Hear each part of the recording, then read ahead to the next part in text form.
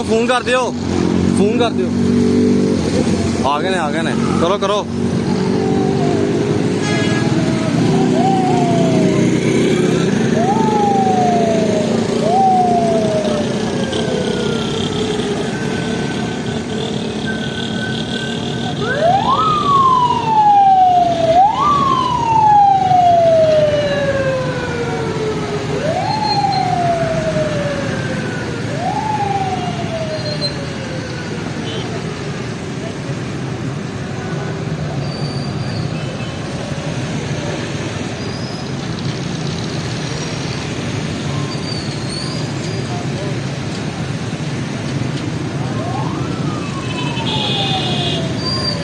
चौक का कह रहे नहीं